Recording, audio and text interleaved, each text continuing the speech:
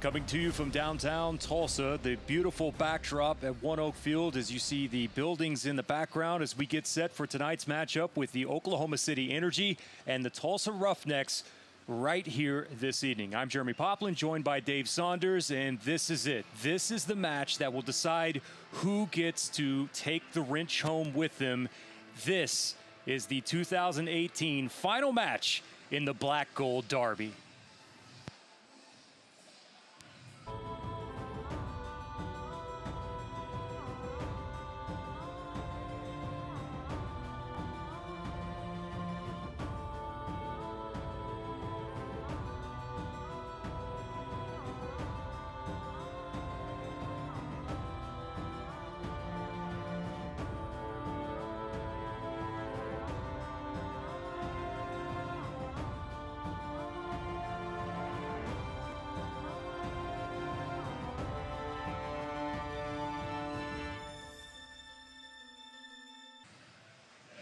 Yes, the battle for the wrench, and these are two individuals, Dave Saunders, that the Tulsa Roughnecks will have to keep a close eye on this evening.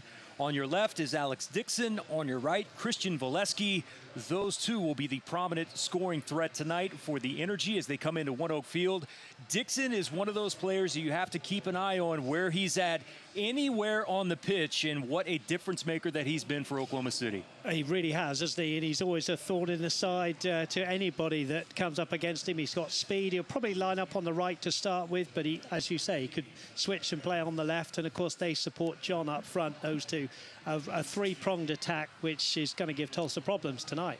And on the Tulsa side, two individuals that we'll be looking forward to tonight. Paris G on your left, and there is Joaquin Rivas, who leads the goals in the scoring department for the Tulsa Roughnecks. Paris now tonight shifting back to that back four, and Joaquin now having the pressure on him, even though Michael Gamble has stepped up. Still, though, those have been the two focal points of the season so far for the Roughnecks in Paris G and Joaquin Rivas. They certainly have. Paris G is, I think he leads in assists, and the other guy, Rivas, we know all about. He's the top goal scorer. So you've got two great players there. As you said, Paris G will be playing at right back. He'll be pushing on, though, and supporting Rivas, who probably, again, a bit like Alex Dixon, will have a bit of a free role in behind Michael Gamble. Teams are making their way out of the tunnel as we get set for the anthem. First match goes to OKC, 1-0 in Oklahoma City.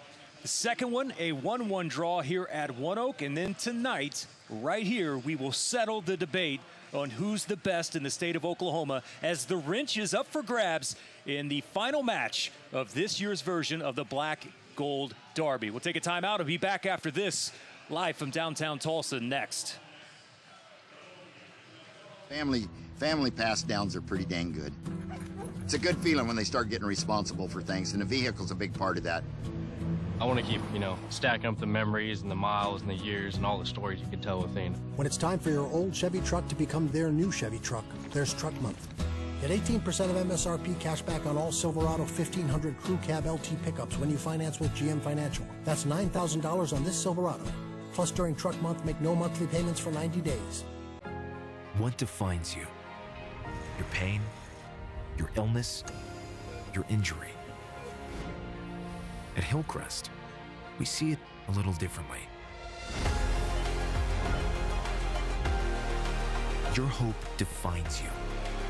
Your strength, your willingness to fight no matter what the odds.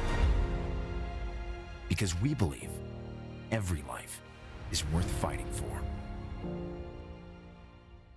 PSO Power Hours customers talk about their new thermostat. The fact that you get a free thermostat, it's quite a perk. Makes your house a smart home because of the Wi-Fi thermostat. Can get the app on my phone and I can adjust the thermostat as I need it. Just pull out the phone, you can turn it to what you want it to, and whenever you walk in, the house is nice and cozy. Right, and, exactly. I love that feature. See your program options and sign up today at psoklahoma.com/powerhours.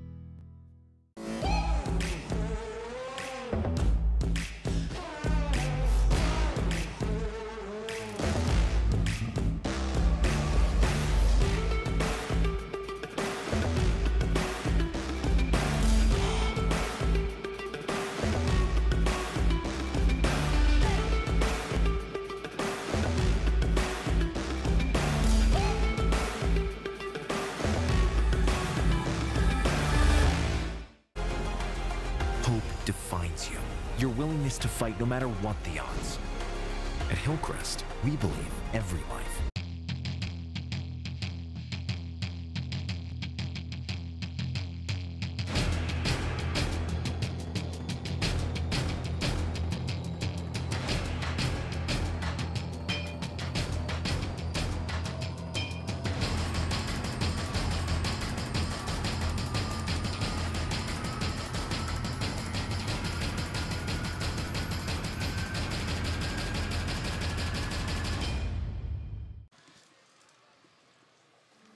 All right, welcome back as the teams shaking the hands of our officials here this evening. In the center tonight will be Marco De Oliveira, assistant referee Jennifer Garner, assistant referee also Kaylee Terry, and our fourth official tonight will be Roy Robinson as we get set for the final version of the Black and Gold Derby, or Black Gold Derby, excuse me, in 2018. And we will find out who will maintain with possession first. Brady Ballou is the third member of our crew. We will check in with him in a moment. And final instructions there from Michael Incian. And we get the starting 11 here from Oklahoma City. We highlighted Valesky in this opening segment with Alex Dixon. But there's another individual to pay attention to, and that is Philip Rasmussen, who's there playing number 7 in the midfield. He will be, along with Burrill, in charge of pushing the gas pedal for that attack of Oklahoma City. Yeah, Rasmussen from Denmark is a very, very fine player. He's always been a good player whenever I've seen him play here at One Oak and down at the Taft Stadium. And he is, as you say, with the Spaniard Burrill. They are a great midfield pairing. And here's the Roughnecks lineup. Interesting as of note, it will be just a tad bit different from what you see here, but Paris G will be along the back line, so he has just shifted back into that position. Josh Morton will get to play centrally tonight instead of his typical spot there on the left, so we shall see exactly how that affects this back line tonight with some new faces back there, but also some guys that do have experience. And we need to highlight Michael Gamble, number 9, because in my conversation with Michael Incian yesterday, he said the exact same thing that we did. That by far against Fresno was the best form that we've seen out of Michael Gamble so far this entire season, Dave. Do you know what? I said it in commentary against Fresno. It really was the best that I've seen him play. I thought he came, in this season, and it was a very exciting signing for the Roughnecks. And I still think we've yet to see the best of him. And I sincerely hope for him he gets a goal tonight. He's leading the line. He's well supported by Eti Tavares and Joachim Rivas, and one Isaac Diaz, who, if you remember, scored the late equalizer against Fresno. He's an exciting player as well. Let's bring in the third member, Brady Ballou, who, as a former member of the Roughnecks, Brady, taking part in the Black Gold Derby. It's got to be a great feeling knowing that you're taking on a team from just right down the turnpike. Well, gentlemen, when you wake up on the day of the Black Gold Derby, there's something extra in the air. There's a little pride on the line. And Oklahoma City's in a position where they're looking to make this surge for that second half of the season to put them in playoff contention. The Roughnecks still riding the ship. This is a big one. Conditions are perfect. Crowd is behind both teams. We got a nice little Oklahoma City contingent cheering on their squad as well, and looking forward to it, gentlemen. Thank you, Brady. The overall record between these two clubs, the Energy owned the 7-3-3 record in the previous meetings, and this one will help determine who will take home the wrench here in 2018, and we are officially underway. It is absolutely gorgeous here at kickoff, month of August in Tulsa. A nice 80-degree temperature as we get set for this evening. I'd like to welcome those of you watching in not only on ESPN Plus, but also on Cox YourView, as Fabian Cerda sends this ball long, and the Roughnecks will maintain some possession here. Unfortunate there with the first touch there from Joaquin Rivas, but the Roughnecks are able to recover, and away we go. Interesting, early on we mentioned these two players, one for each team. Alex Dixon there is lining up on the left-hand side of the 4-4 OKC, and he's up against Paraski, who's gone into the back four tonight. So they're going to have the work cut out. Centrally played ball from Tavares, and down goes Gamble. Gamble thought that he was hacked from behind. We will check in with Brady Ballou in just 1 second. Oklahoma City plays the ball out of play. Brady, some of your thoughts on what Gamble as he went down? I'm right here along the 18-yard line, and looks like Atiba Harris and Gamble get a little tangled up in the legs, and for me, it's a penalty, you guys. Atiba did stick that foot in, Dave, and was able to trip up Gamble there in the early going. It's a tough one early. Does the time factor into a decision like that? I hope not. I hope that whether it's minute 1 or minute 94, it would be the same decision. I personally didn't think it was a penalty. We had the benefit of seeing the replay. It's a good win there from Tavares. Ball played in. Looking there for Joaquin Rivas, making a run in the center of the box. Unable to do so as Lorendi comes away with it, but it was a good win there on the byline from Tavares, and that's the sign that you need to see early from Eti. We've talked about that in the past, about how he needs that confidence builder in the early going to get involved in the offensive attack. Yeah, Eti Tavares was on the bench against Fresno in the last game the Roughnecks played, and so he'll be relishing his start on the left-hand side. Rivas has gone on the right, but again, I think it's similar to OKC that those two gentlemen might swap sides as the game goes on. Lorendi in the net tonight. That's after Matt Van Oekel suffered a season-ending injury, and Steve Cook signed Lorendi to a contract. He is the franchise leader in most goalkeeping categories, including 18 wins and 20 clean sheets for the Energy. Quickly on the counter, here comes Tulsa. Rivas a little sloppy with that ball, trying to play it centrally there, looking for Diaz, unable to find him. There's Mirkovic in the middle. One simple touch there against Alex Dixon to keep Alex Dixon from being able to shift into that extra gear and have a full head of steam down the field. Long throw in and a turn. Mirkovic with the square ball. Good ball from Tavares. Tavares! What a wonderful ball from Gamble. Really intelligent there. He fooled the defender. And there was Tavares who just took it first time into the side netting. And it was a great ball from Gamble. Lorendi did pretty well, but Brady Ballou must have had a pretty good view of that. I mean, it was a great ball from Gamble, Brady. Great ball from Gamble, just getting in behind that defense and cutting it back to Tavares. And Cody Lorendi should be credited with a nice little save right there. Yeah, I think Brady's got a point. Might well have been a corner that. He got a little touch on it, maybe. It's a foul.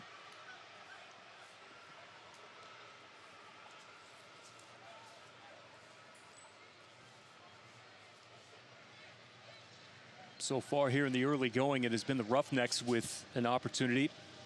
There you see the Energy currently sitting in 13th. 11 games remaining for the Energy, and every single one becomes more important in trying to find a way to climb their way to the 8th spot there in the table out west.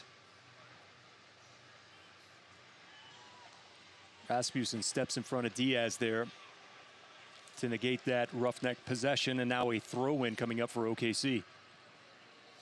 Yeah, OKC will be desperate for the 3 points tonight. As you say, they're just a little bit adrift of those 8 places, aren't they? And they need points. They've lost their last 2, so they'll be desperate for some points, at least a point, but ideally they'll want 3. But of course, the Roughnecks desperate for their 2nd win of the season.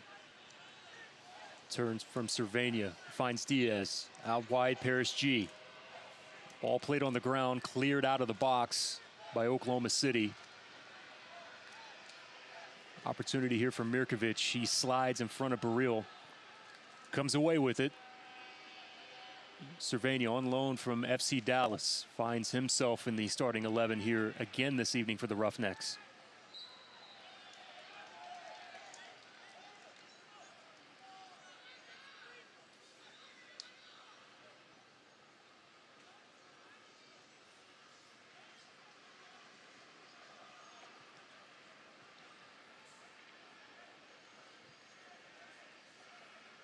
Cervania, easy touch there, finds Diaz. working in tight space now. Unable to slide it down the line, looking for Tavares. Ultimately a throw-in now for the Roughnecks. Yeah, talking of, points, wins, places in the table, everybody knows the Roughnecks are sitting on the bottom of the table. But, when it comes to a derby match, Pop, there is, form goes out the window, everything goes out the window, places in the table don't matter. It's a derby match. It's 90 minutes against your biggest rivals. Here in the center of the pitch, Cervania pulls back, finds Diaz. Diaz now. Square ball that's there. A nice little flick on from Joaquin Rivas looking for Gamble. The defender, though, clears it out of the box. It will be a corner kick coming up for the Roughnecks, their first one of the match. And it's brought to you by Metro PCS. Wireless figured out. Everybody back for OKC here. Hand raised in the air. Tulsa looking to strike first. Ball played in. Cervania settles. He's back to the goal, cuts towards the byline, now looking for help. One swift move there, good defending there by Oklahoma City, and it was Ross who never allowed Cervania enough space there, was tucked up right against him. And to be fair, Cervania didn't really have any teammate helping him either. Nice move from Diaz. Joaquin Rivas leaves it off now. Isaac Diaz, his run was impeded there by Oklahoma City. Crashed to the ground. Roughnecks regained possession near midfield.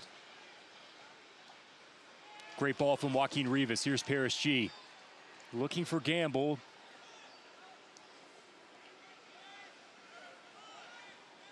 That's 2 or 3 times now, Dave, that we've seen in this right channel that they've tried to play the square ball across, and Oklahoma City has been there every time. They certainly have, but here come OKC at the other end. It's a run to the far post. It's Dixon. Dixon trying to find some space for himself. Leaves it there. Cheeky ball played inside and then cleared away by the Roughneck defenders. Here's Diaz.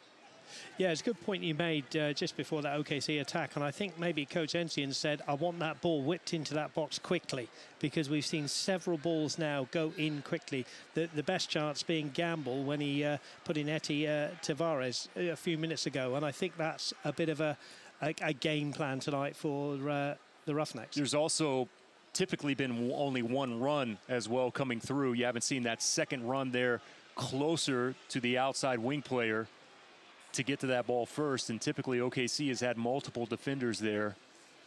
Here's Dixon one more time. Yeah, OKC have defended their box very well so far. Switches fields. This one will sail. Ibiaga, too heavy off of the boot for him. Results in a goal kick now coming up for the Roughnecks. There you see Fabian Serta with the Select ball. It's the official soccer ball of the USL. For the latest Select products and special offers, visit selectsportamerica.com. Receive free shipping on orders over $50. The left side of OKCFC and the right side for the Roughnecks interests me, because you've got Paraski there with Dixon. And then further up the pitch, you've got Highland against Rivas. So it's an interesting matchup, those. Baril from John. Rasmussen has a go from deep. Spilled there. Well, another Fabian Serta save. Rasmussen there, we've pointed him out, a dangerous player, struck it well. Had a nice dip on it, still not out of the danger spot yet. Good play there from Paris G. Joaquin Rivas now, slowly dribbling up. Middle third of the field now for Tulsa. Yeah, you gave Rasmussen plenty of space there, hammered it. Serta up to the test. Oklahoma City looked like they had a chance at the rebound. We'll see if we can get another look at that shot from Rasmussen coming up here in 1 minute. Here's Gamble. Yeah, it didn't quite spill to the OKC attacker, did it? It was lucky that it went to a defender. Alex Dixon. Right-footed ball, miscommunication there. It's Munoz, the captain, wearing the captain's armband now that Francisco Ugarte no longer with the Roughneck side. So Munoz now assumes role of the captain. Gamble tried with the flick on for Tavares. Just unable to link up. Something about Michael Gamble's game, isn't it? That he does wonderful sort of flicks that, you know, that the defender might not see coming. And he does them at sort of odd times as well. You know, that when you get in a rhythm in attacking, often it can be predictable and the defender can make the challenge. But these flicks from Gamble, they're quite useful. Tavares obviously has got to read them, and Rivas players around him, of course. Available tonight for Tulsa. We talked about Brandon Cervania in the starting 11. Jesus Ferrara also available tonight. He is on loan from FC Dallas.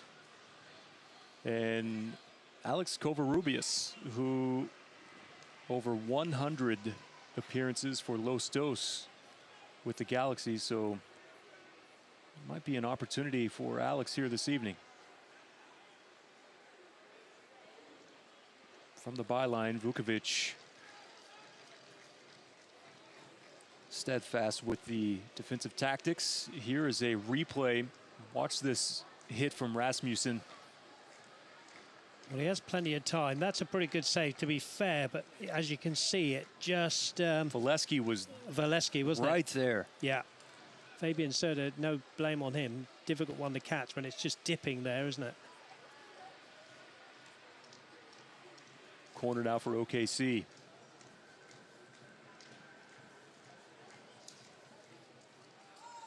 Front post run. Nifty effort there.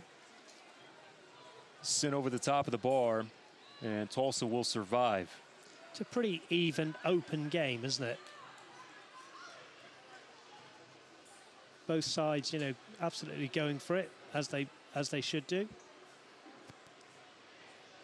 And there's been some good soccer played.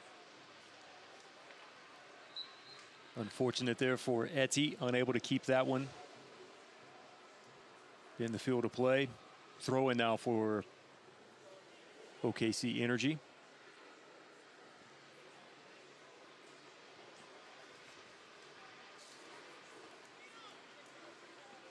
Ibiaga's ball, unable to find its mark. Christian spent some time in North Carolina FC.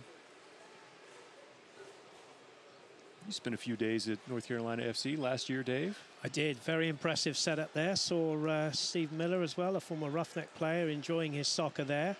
And we should say congratulations to the women's team there, who've just come away with that European trophy as well. Fantastic achievement, and a club going in the right direction.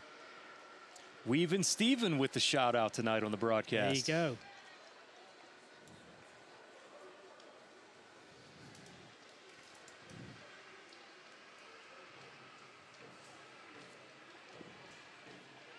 Michael Encian looking for win number 2. Here's Gamble.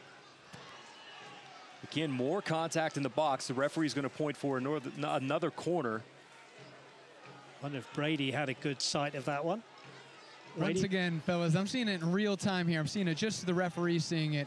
And just Michael Gamble wrong-footing Oklahoma City over and over again. For me, another penalty that the referee has, looks like he's given Gamble a stern talking to. So now the Roughnecks looking to capitalize here. Another Metro PCS corner for the Roughnecks.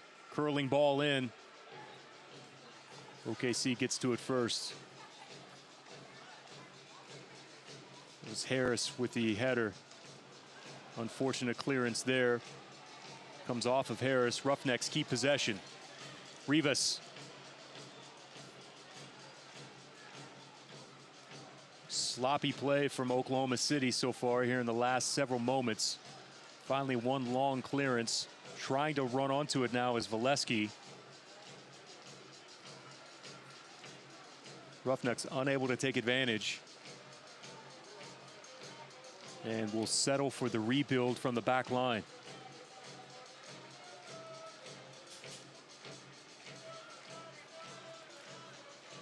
Mirkovic now with Cervania.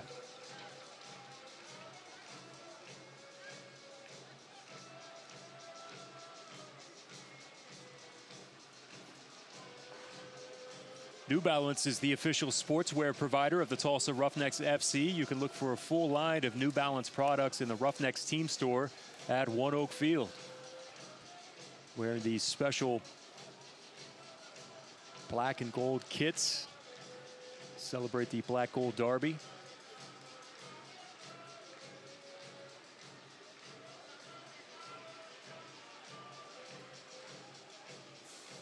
Coming up at halftime, we'll have a feature on the expansion efforts from USL.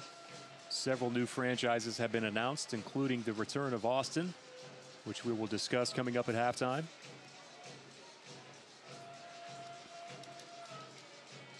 Even game, isn't it? 0-0 in the score and probably possession, chances on goal as well. Both teams, you know, having a look at each other's formations. And about right score at the moment, 0-0. Having looked at the offensive uptick since Michael Insian took over, you know, Dave, you go back and you look, let's take the last 2 games as an example. The shots, the average per game continue to rise. The shots on frame have continued to rise as well. Haven't necessarily gone in yet, and that's one thing that Michael Insian talked about is now we feel like that in the growth that we've had over the last couple of weeks, the final thing missing is just finishing. And that final third, being able to finish, you have a feeling that that's going to come at some point in time, but you just look at the numbers, you know, 15 shots against Fresno, 12 shots against Colorado Springs. Those numbers are continuing to rise because there was a point there in a stretch where it was fortunate if the Roughnecks were going to get 5 to 6 shots through an entire match. And that has been an area that has been of marked improvement so far from the Roughnecks. Yeah, couldn't agree more. Absolutely right. And I think part of that obviously goes down to the way that Coach Ensign has got the Roughnecks players playing. I think it's another point, you know, that I made earlier on in the commentary, that balls are getting into the box a bit quicker as well. And there seems to be much more support from the right and left back. So it all goes well for an attacking side. And obviously, Coach Ensign and his side want to try and get only their second win of the season on the board. But it's been a marked improvement, definitely. Oklahoma City coming off of 2 losses in a row. That was after a stretch of 8 games where they were unbeaten to put themselves in position. Here's Paris G. This cross headed out of the box. Their last win was that game 6-4, wasn't it, against Las Vegas? Some game that was.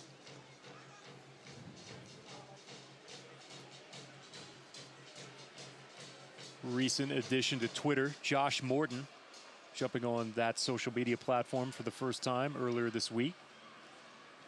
Josh Morton's another player who can play in a variety of positions, as we've said. And he's playing centre-back tonight.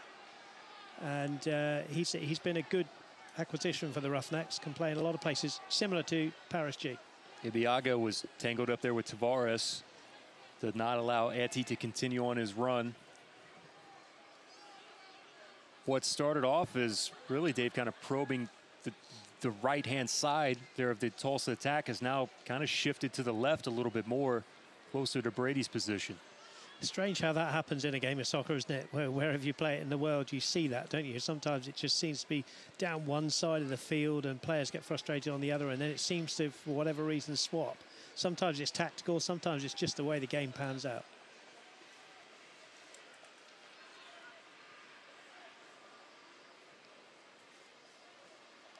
Dixon with the settle, the turn, has a look. Came off of Munoz. Well, some of the players and some of the OKC supporters wanted a penalty, thought it hit Munoz on the arm. I don't think it did. Or if it did, his arm was in a normal position, so I couldn't see how it could have been given. Vukovic split the 2 defenders. Tavares just couldn't get there in enough time. We'll see here on the replay, Dave, whether or not they have an argument. Well, I guess having seen the replay, he did turn in and it did hit his arm, so I stand corrected. I think it was outside the area, wasn't it? It would have been a free kick, but the referee chose not to give it. De Oliveira has allowed these two teams to play here so far in the first, on the 21st minute now.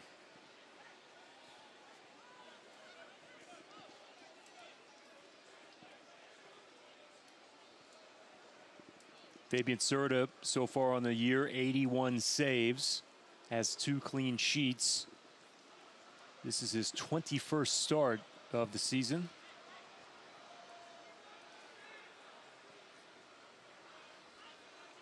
Only other player that has more starts so far this year is Joaquin Rivas, number 22 for Joaquin. Foul on the tough challenge. It's Adam John. Well, if memory serves, Rivas played in that defeat to Wichita in the Open Cup, and I don't think Fabian Serta was playing that night. So Rivas has pretty much been a fixture all season, hasn't he? Long ball there. Serta, boy, had to get a quick touch as Dixon was coming in a hurry.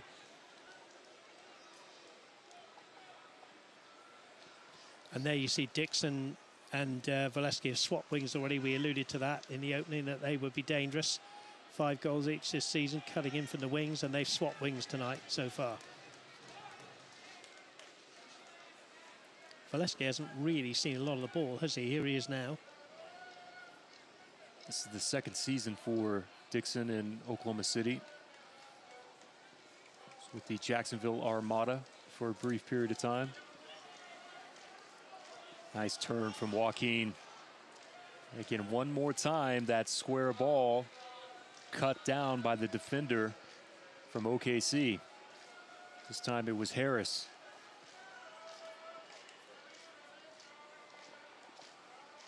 Burrill, space for Burrill. Out wide, Valesky sets up the right foot. Just couldn't link up with the pass that's there. A foul just outside of the 18. Vaney wanted to go quickly, but Serta will step up to send this one forward. See here the foul that will be coming your way from Burrill from Madrid, Spain. His second season as well with Oklahoma City. 32 matches with the club last season, 5th on the team in minutes played and 2nd on the team in passes attempted and pass completion percentage. And I was reading that from the age of 7, he was at the Real Madrid Academy, wasn't he? So he's certainly got a good grounding, hasn't he?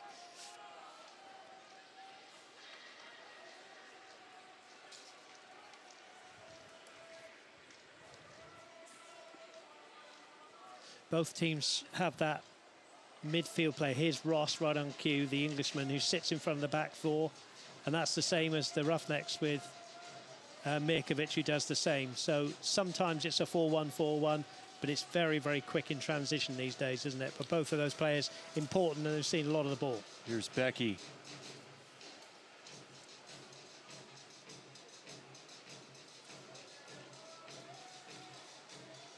Vukovic links up with Gamble. Gamble is such a quick turn, Dave. Just one step and explosion, he's gone. Even with the ball on his foot. Here he is one more time. Isaac Diaz, just recently signed, spent an early portion of this season in Las Vegas with the Lights.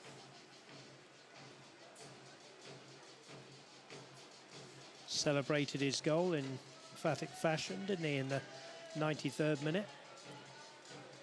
Ran up into the stands, gave his family a hug and a kiss. Michael Encian joked that the first thing that he told him after the game was, yo, you got to get your family better seats. Yeah. If you're going to do this, do it right.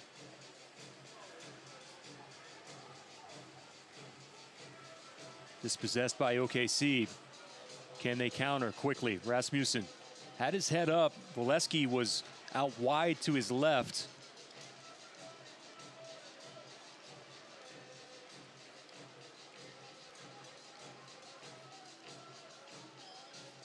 Brady, some of your thoughts here as 26th minute is upon us. What started out as a pretty frantic pace for me it just the game begged to have somebody put a foot on the ball, slow it down. I think both teams accomplished that after, 10, 15 minutes. You get that black gold, those jitters out, and now teams both settling in to find their form.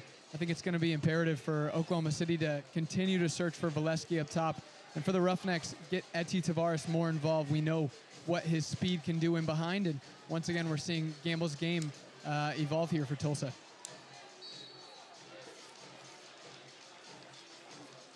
Foul in favor of OKC.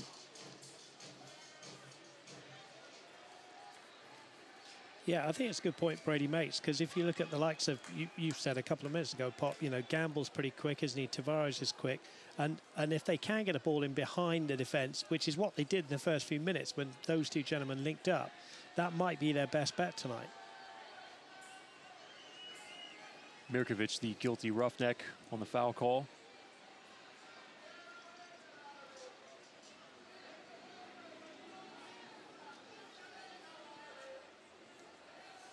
Serta looking for one of those patented long service balls forward. Tavares runs onto it. Finds Gamble with the header. Centrally played ball. Cervania off of the deflection. Now in the center circle. Long ball played, settled there by Dixon. Dixon has an opportunity. Morton trying to close down the angle. And that one skips wide of the target. But credit Morton there for closing that distance in a hurry to make that angle that much more difficult for Dixon. Well, here's Baril, and that is a beautiful ball there to Dixon. Look, in behind the defence.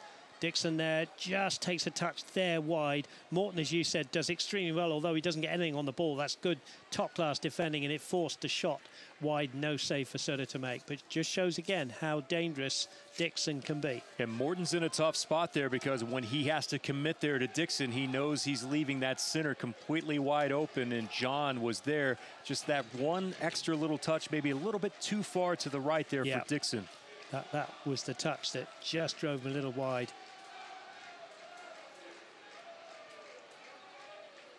One touch ball from Vukovic. On the quick throw, Gamble. Cervania, a shot easy there for Larendi. Former Austin Aztec has it. Yeah, Larendi doing everything, a goalkeeper should do, getting everything behind it. And he's one of those goalkeepers. I rate him very highly, Larendi. I've seen him play lots of good games, not just against the Roughnecks. He's a top-class goalkeeper, and he really does have a go at his defenders when they allow any space. Larendi at one point had earned a spot on the Puerto Rico men's national team.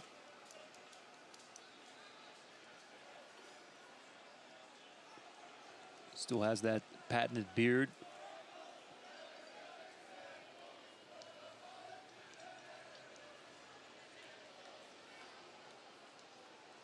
Tavares has his hands full there with Ibeagha.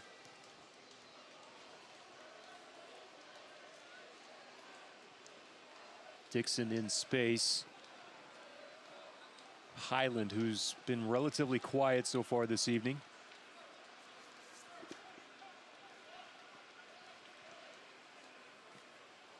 That's a great ball from Ross to pick out Dixon. Vukovic with the battle.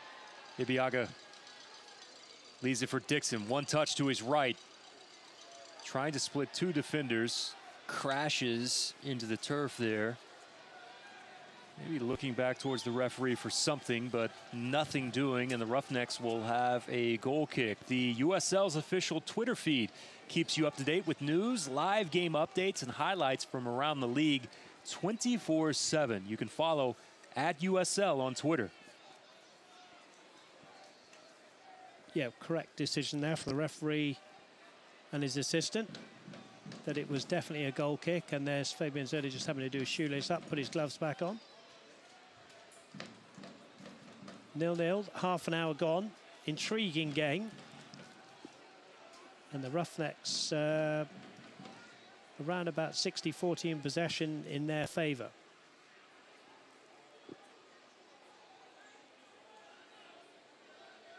This is match number 2 of this 3-game set here at One Oak.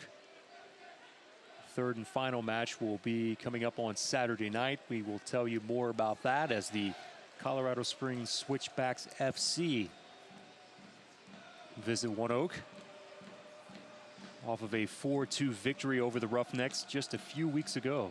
Well, I'm sure Coach Ensian is going to really relish getting that, you know, after this game tonight, be looking forward to that one, because when you've been beaten 4-2, and we've said the Roughnecks didn't have a bad night, actually. It was just one of those games, wasn't it? But he'll be looking forward to getting back and showing that his defence won't concede 4 against the same opposition. As you mentioned, Dave, Roughnecks with about 60% possession rate right now. That is above even where Michael Ensian's expectations are. Wants it to hover around that 55, 57%, and that's what it has been consistently since he has assumed the helm.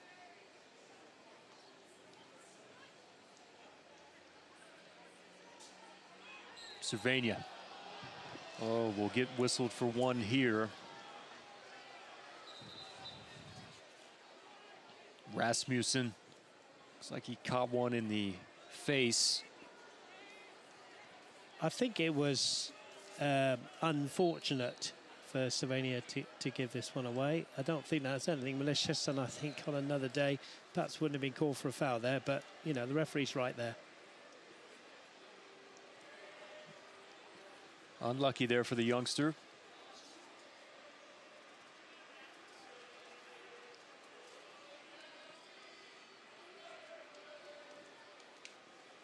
.33rd minute, still scoreless. Cervania's first appearance came all the way back on May 19th in San Antonio. This is his 8th appearance total for the Roughnecks, up from FC Dallas. Yeah, he's done well, hasn't he? It was unfortunate own goal, wasn't it? That wasn't really his fault against Fresno, but he's fitted in well alongside Mirkovic there in the central midfield. Up the turnpike from Dallas, down from FC Dallas. Correct myself.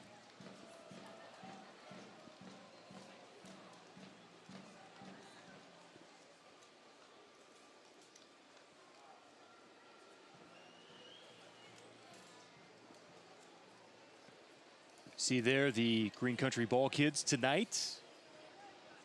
Always a presence here at One Oak, helping out our players.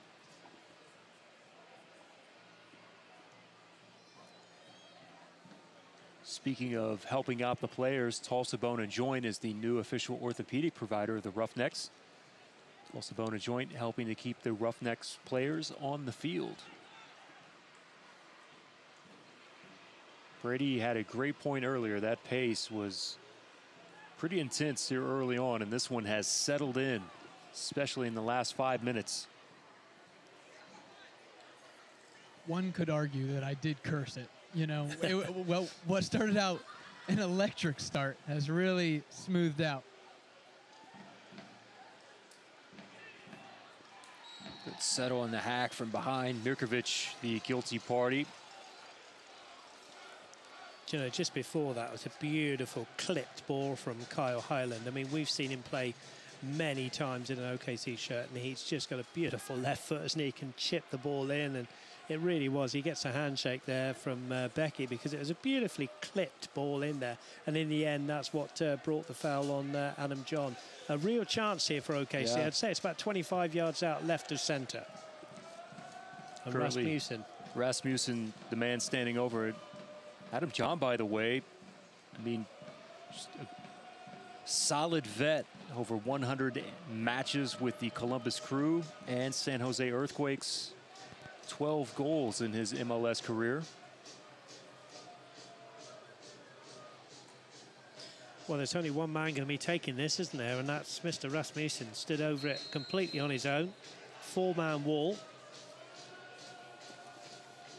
Here's the Dane with a blast. Comes off of Isaac Diaz. Well, the wall did its job, didn't it?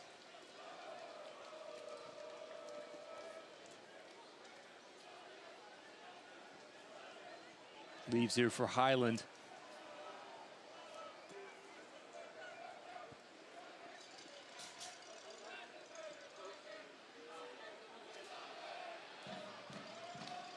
Nifty move there to create some space. Just unable to pull the trigger is Baril, and here's a foul. It's Morton who took quite a tumble. He's up and okay. Yeah, little word from the referee here to Baril, just, you know, warning him. I think Mirkovic again has got to be careful now with the totting up procedure. Maybe the next foul, and he could have a stern talking to from the referee. But it's not been a malicious tackling game at all. You know, very little for the referee to do, really. It's been a good game. Both teams wanted to possess the ball, but alas, so far no goals. 9 minutes to go to half-time. I want to say thank you to Harsco and Tankersley Food Service for all of the great replays tonight. All the wonderful crew here at One Oak.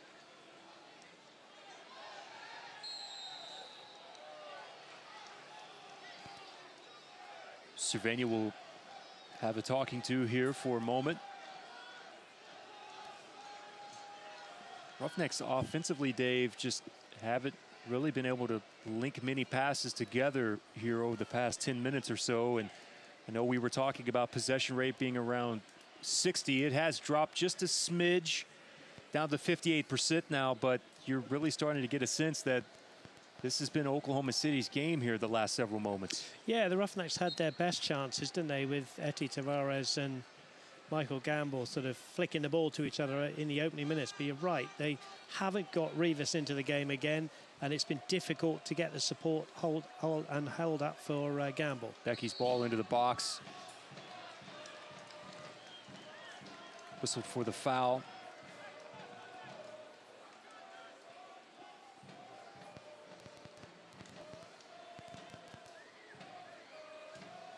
Munoz.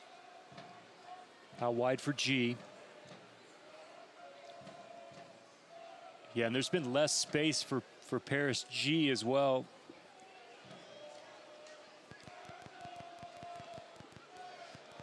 Well, and I think it's worked better for OKC with Dixon and Valesky switching wings. And I think Valesky's kept Paris G at bay, and Dixon's found a little bit of joy down that right-hand side up against Vukovic. That ball took a bad bounce on Paris G. He had to fight back and get around Valesky. He did so. Settled near midfield. This one played over the top. Tavares has a chance to run onto it.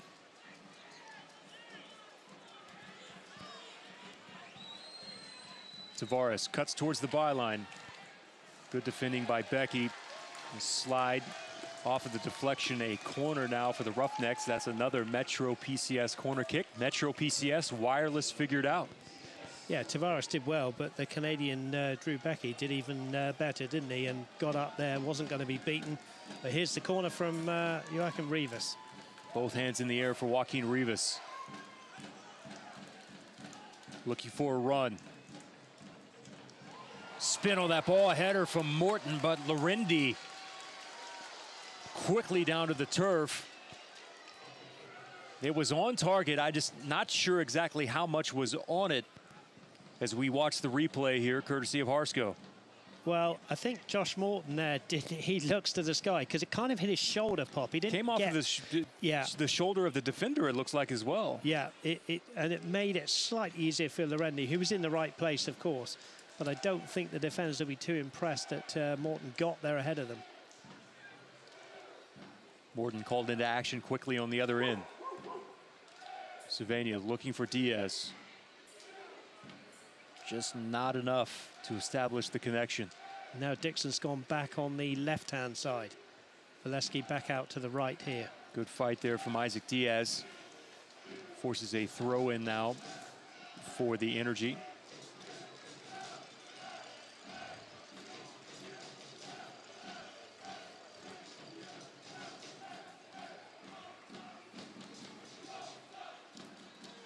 Prior to joining Roughnecks, did have one assist with the Lights in Las Vegas.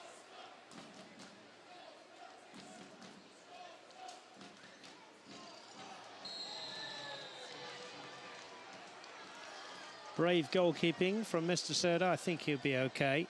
No blame attached there to Adam John, who had to go for that ball. There's no question that that was a ball in which Adam John was going to have to try to make a play on. Serta comes out. Looks like he's holding that left hip area, Dave, right now. Mirkovic looked at the official and kind of shook his head for a brief moment. Here one more time on the replay. Ball played in from Dixon. Yeah, John has to go for that. And to be fair, I think he kind of pulled out at the end there. Yeah, I'm with you. He gets awarded the yellow here. I don't necessarily have an issue with that either.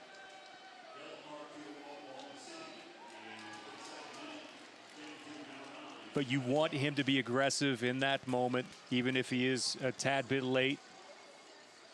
Yeah, clearly, Serta was going to get there before John was. Yeah, no blame attached. In fact, if you're the coach, Steve Cook, you want your attacker to go for that, of course. But goalkeeping at its best there from Serta. Had to be brave and got there. Dangerous ball in from Dixon. Here it is again. Look, you can see this is one of those wonderful balls in behind the defence, and no blame attached there. And he did just pull out at the very end there, and he held his hand up straight away. And Serta's okay.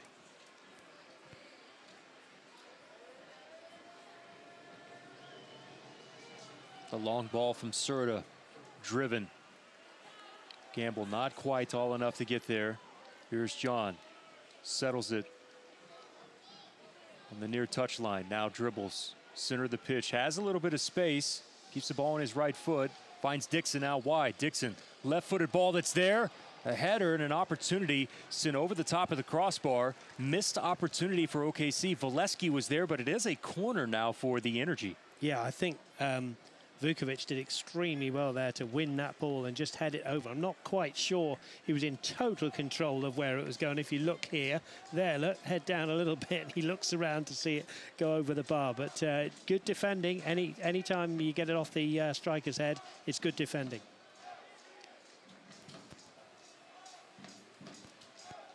In the 44th minute now, in swinger. Bounces freely in the box.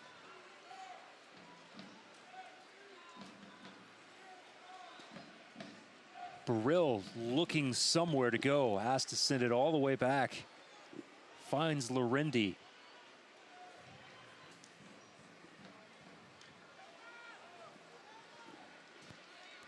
If you want to get an inside look at life on and off the field from a player's perspective, every Wednesday evening is the latest edition of From the Pitch on USLsoccer.com. Not the best clearance from Serta. Now, the Roughnecks got themselves in a bit of a tangle there, didn't they? Ball went back to Serta. He wasn't too pleased about that. Yeah, there was a sloppy moment earlier for OKC. Tulsa just had theirs. OKC finishing the half very strongly. Can the Roughnecks do something on the break here? Not much possession on the offensive side of the half for the Roughnecks as of late.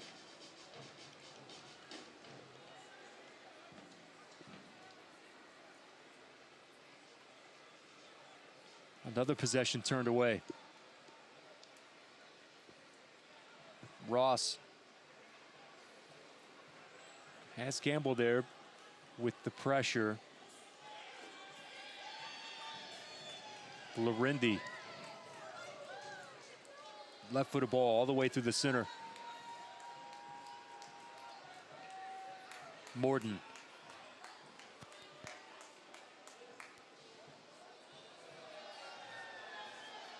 Serta is living life dangerously, and the giveaway, and that's going to result in a goal. Serta played around with it for far too long, and that allowed Adam John to pick his pocket and finish out the first half for OKC with the goal as Serta looks to the sky. Well, nobody needs to say anything at all to Fabian Serta there, do they? I mean, he will hold his hands up. He'll say, there he is looking at the skies. He just could have got rid of it. Here it comes back from Morton. No problem with that. First touch here should have gone. 1. There you go. 2. Yeah. And then says, 3. I'll have another go. And right there, the miss hit. There were 3 to 4 opportunities for Fabian Serta to send that ball towards the halfway line. He's still upset with himself, still looking to the sky. And a performance now that in stretches was dominated by Tulsa, dominated by OKC, but more importantly now, OKC off of the mistake from Serta takes a 1-0 lead heading into halftime here at ONEOK. Yeah, and I think they deserve it, Pop, if I'm honest. I think, you know, the last half an hour, they dominated the possession, the chances on goal. They were always pressing. Okay, it's an unfortunate one for the Roughnecks to concede, but OKC will take it. And I'm sure the coach there, Steve Cook, will be walking off saying, well, we fully deserve it. But obviously at halftime, you don't get anything for winning at halftime, but I think they deserve it on that first half performance. Lots for the Roughnecks to talk about in the locker room. Chase Gentry, by the way, the backup goalkeeper, the first one over to console Fabian Serta as the Roughnecks head into the locker room. There's the view of downtown Tulsa. Oklahoma City with the lead here at halftime. We'll take a timeout to come back with the halftime show coming up next here live from downtown Tulsa.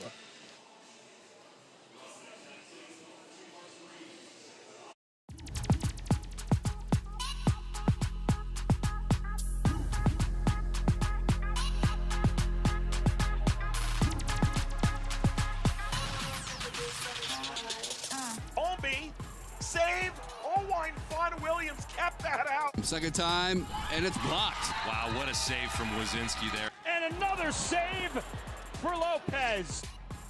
Estrada, save! Fettelson! Nachimpong, left-footed ball, save! Starikov, save! Ranjitsing. Spark the counterattack the other way. Christian Duke couldn't get there. Great move. T2 on the move. It's a 2-on-1. Still with it. T2 all the way. Oh my goodness. To free up Sam Hamilton, and now speaking of freeing up, here's Shane Malcolm. Malcolm with the left foot scores! What a tremendous goal from Shane Malcolm. Absolutely beautiful. Jeb looking to work some space, but Jeb's gonna give it a go! Beyond the Jeb with his fourth goal of the season, and it's an absolute beauty. Another chance, and San Antonio FC delivers.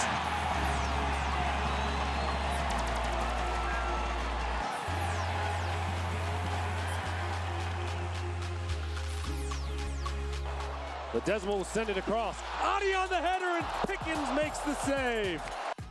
And again, it's a teasing ball towards the back post, and Ferrigno somehow, some way, tips it over the bar. Troyer! Oh, a spectacular save by McGuire. Mohamed, no. Oh! Danny Lynn, great save. Five players edge of the Tampa Bay penalty area, and oh, what a goal! And it's Nana Adekora. Pushing upfield, to the top by Venegas, and it's in for Indy. McInerney on the doorstep. Well played into the box for Asante, knocks it down, and it's in the net. Burt crosses this one, far side for Uso, into the back of the net! Nice little touch. To Francois, drive there it is! It's onside of the house, Hammer lead! Not down, Illich stabs it back, Davis!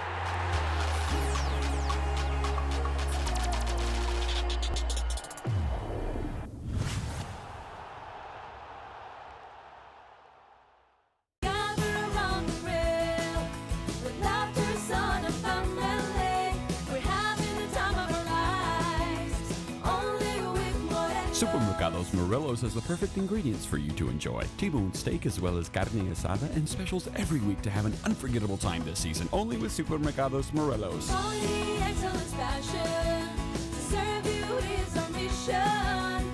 Only with Morelos. The new tradition. Stuff. When you don't want it, what do you do with it? Go to TulsaRefuse.org. There, you'll learn what to do with stuff you don't know what to do with. Just give us a click.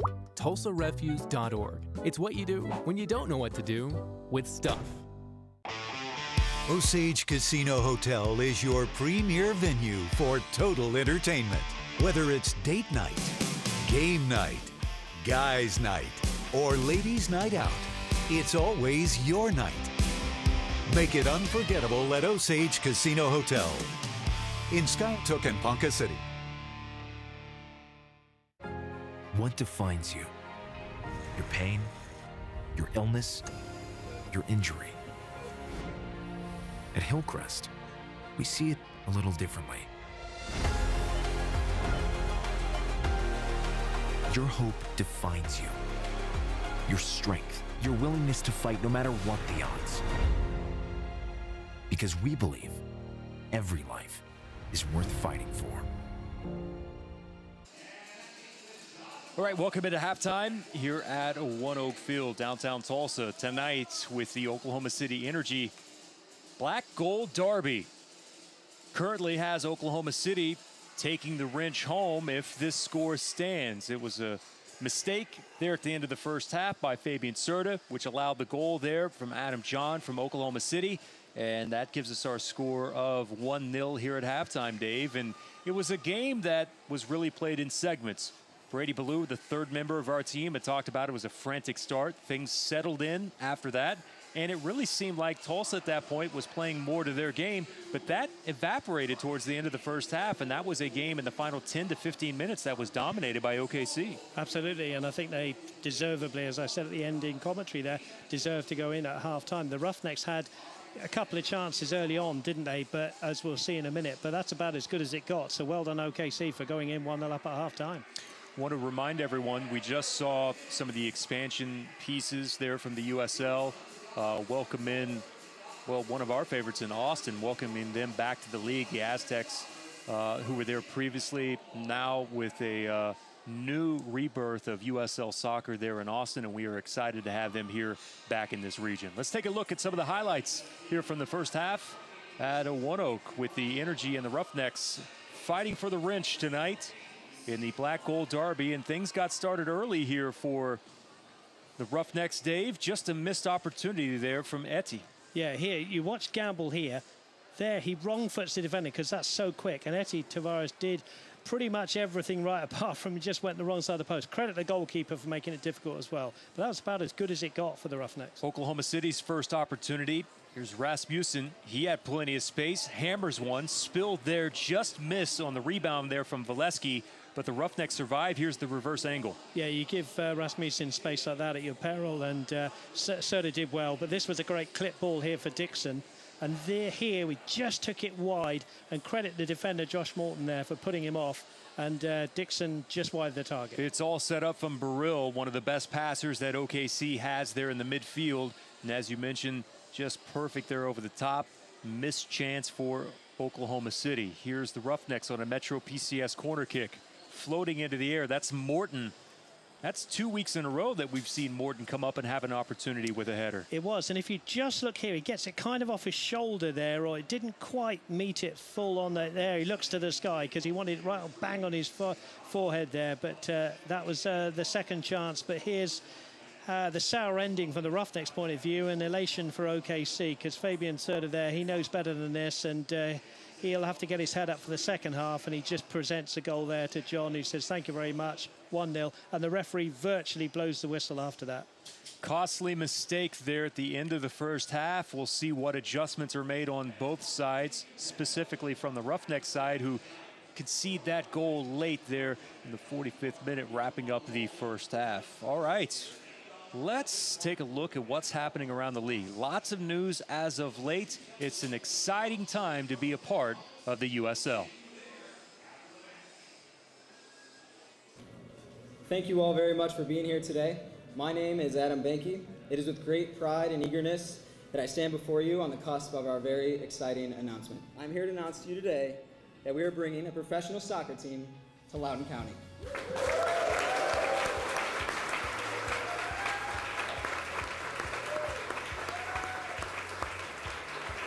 Without further ado, I'd like to ask Jason and Adam to come up, and I'd like to officially welcome Loudoun United to the USL for the 2019 season.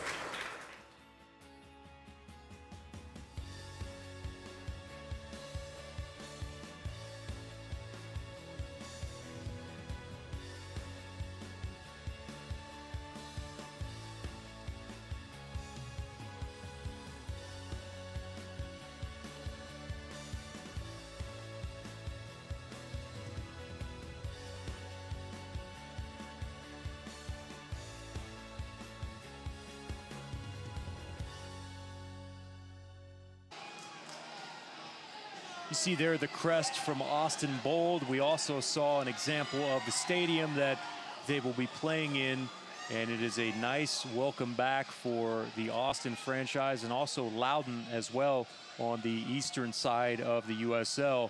Constant growth inside the USL, Dave, and it's been something that you look back on, and even the Roughnecks' short time in this league, the amount of expansion, the amount of good positive news.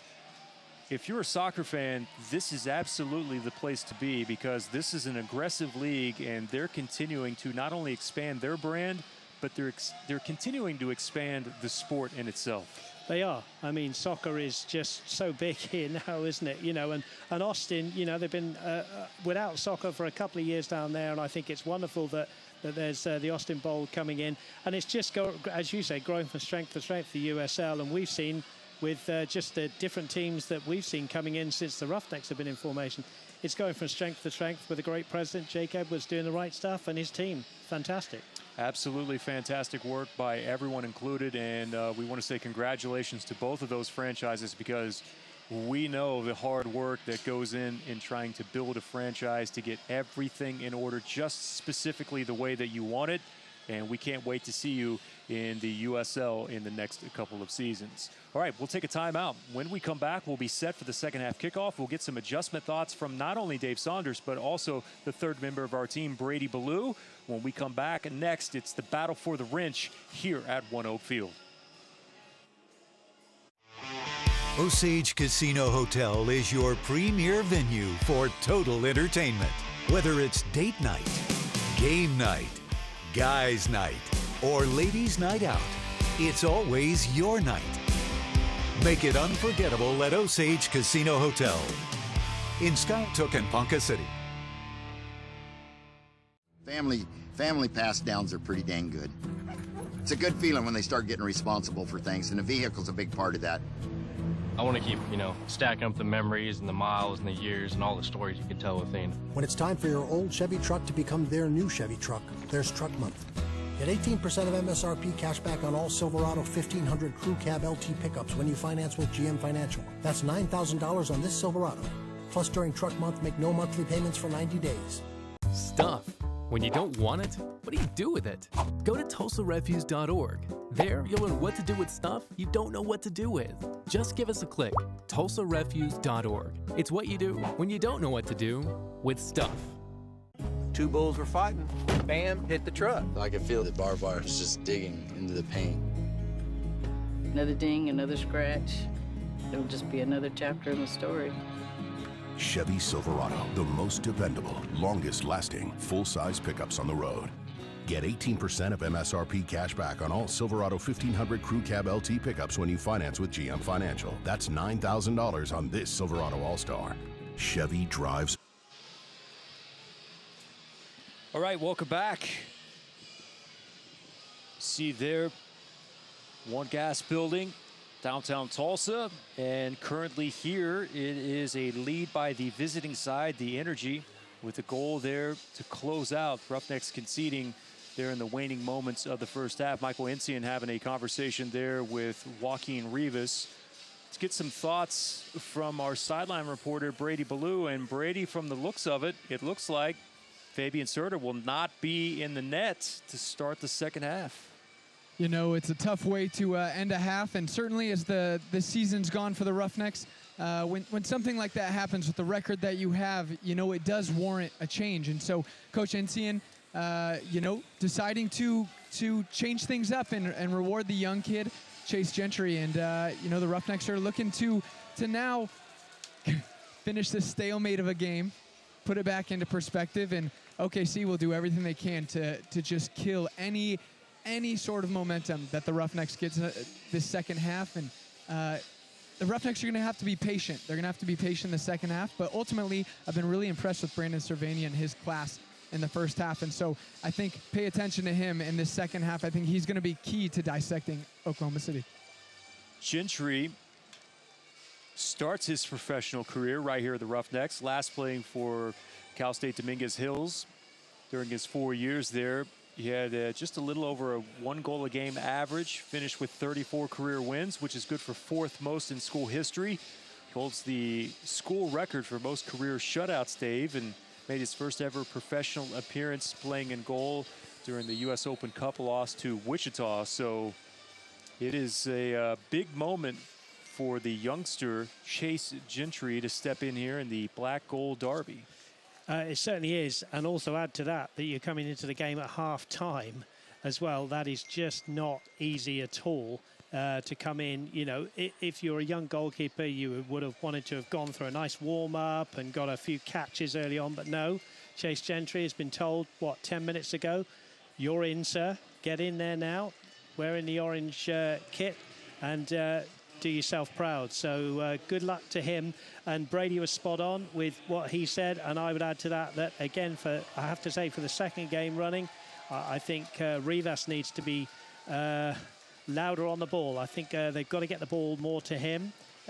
He hasn't seen much of it tonight, didn't see much of it against Fresno, and I just, for the Roughnecks point of view, want to see him more on the ball. Some of the first half stats, possession was in favor of the Roughnecks, 56% to 43%. On the attacking side, 6 shots total for OKC, 2 of those on frame, 3 for the Roughnecks, and 2 of those 3 also on target. And a quick start for the Roughnecks, and they are turned away here in the early going. See what type of spark the chat at halftime has given the home side. Trouble here early. Dixon in on. Just wide. Gentry leading to his left. And Oklahoma City missed a golden opportunity there, Dave, with Alex Dixon to put themselves up by 2. Well, Dixon's got in behind on the left in the first half. He's got in behind on the right early in this second half. And I think credit the goalkeeper there, because I think he probably did have that one covered. Brady Ballou, am I correct on that? Yeah, I'm right behind where Dixon unleashed that final shot there. And from my vantage point, it looks like Gentry did well calculating those angles and shutting any chance of a goal down. Dixon tried to force that one into Adam John. Tied up with a defender. Vukovic. Left-footed dribble towards midfield. Now Mirkovic spins away from Volesky. Rivas and Gamble working in tight space. Square to Cervania. Cervania now has some room, leaves it to the outside for Tavares.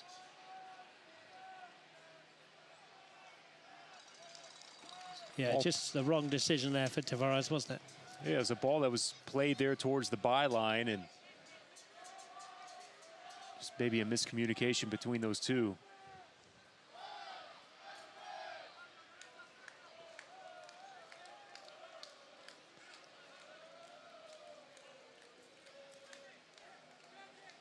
Warden hugged up.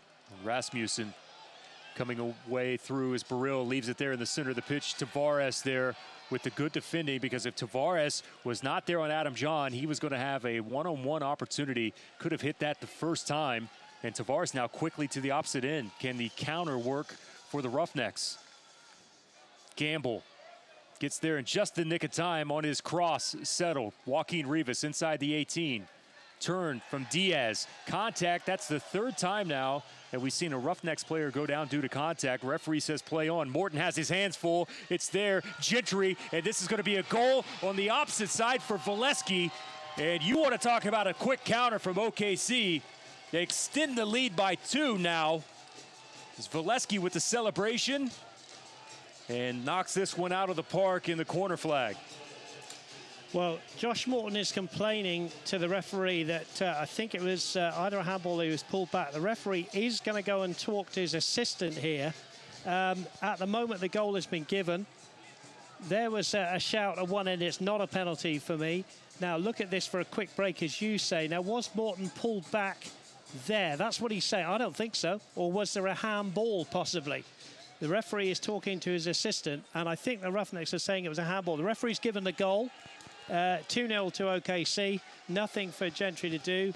I don't know if Brady Ballou saw anything there. I don't think it was a pull. If anything, it might have been a handball. Brady, did you see anything?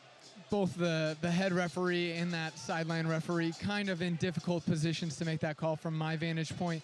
But just an impressive counterattack from Oklahoma City from Kyle Highland's boot into the back of the net. Just about 6 seconds for OKC to convert that one. So now the Roughnecks really going to have to dig deep to pull one back soon. Yeah, Brady brings up the best point. Highland, just one quick little glance down the pitch, saw that, sent it forward, and the finish, and OKC may not be done here yet. Here's Dixon. Energy looking good so far to start the second half. Rasmussen to Ross. Now Highland. Highland's ball into the box, finds its way into the hands of Chase Gentry. Here's the replay one more time, Dave. See if you see anything here. Ooh, I see what he means now. There was a hand out there to palm it on. And it was a reach almost underneath Josh Morton. Yeah, but absolutely no complaints to the referee. It is impossible for the referee to spot that. And it was blindside for his assistant as well. So the lads got away with it. It's 2-0, but they did have a case there, the Roughnecks, for a little handball.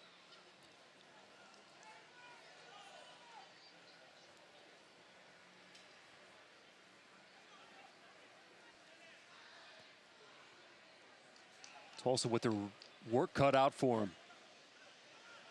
So in the World Cup, VAR, but you can't have VAR everywhere, can you? Ibiaga.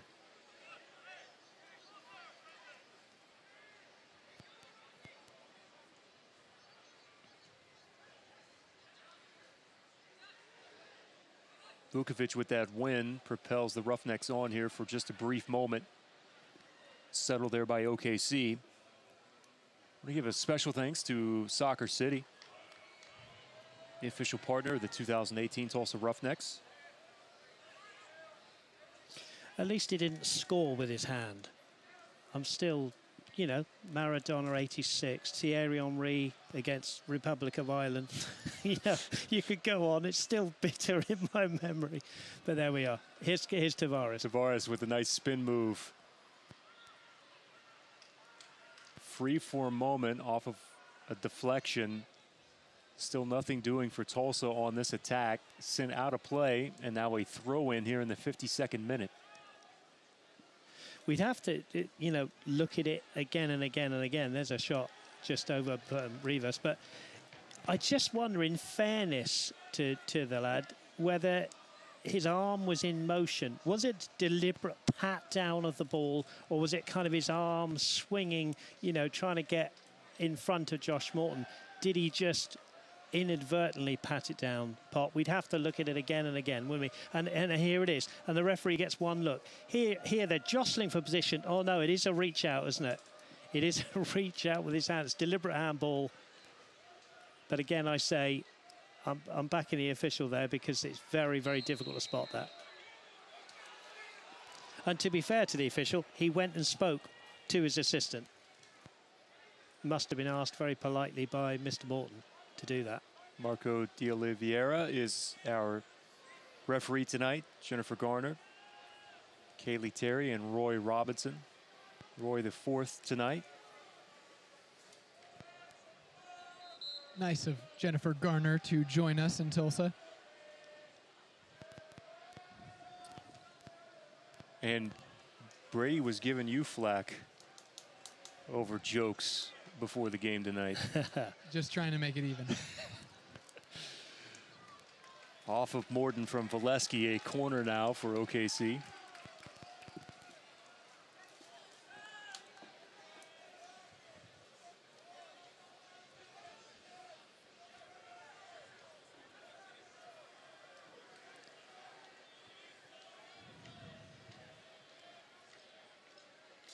It's not really out of the question, though. Brady, I will give you credit. It's not out of the question to maybe actually have Jennifer Garner in attendance. Go on, Pop. Tell him. Since she has a farm now here, just outside of the city of Tulsa.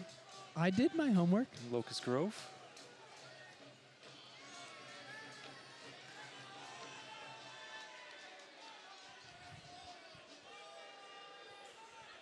Roughnecks wanted a quick start.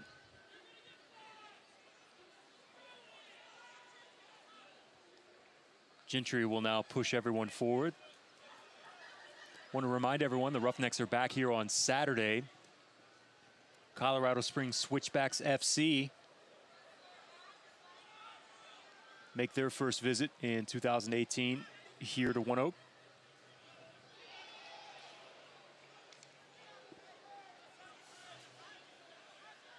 Roughnecks are partnering with this machine. You can ride around ONEOK Field in downtown Tulsa, trying to promote a healthy living and an active lifestyle.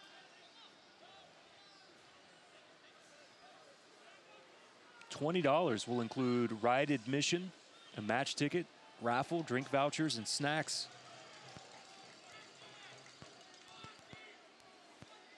It's a good look at Brandon Cervania. Yeah, and Brady was right to pick him out. You know, he's going to be important in the second half. Here, he's on the 18-yard line, curls a shot, you know, about a yard or two over. But that was good link-up play, and it's quite unusual tonight to see Jomanda Vukovic get up that left-hand side from left back. He hasn't been able to do that much tonight, so it was good link-up play with those two.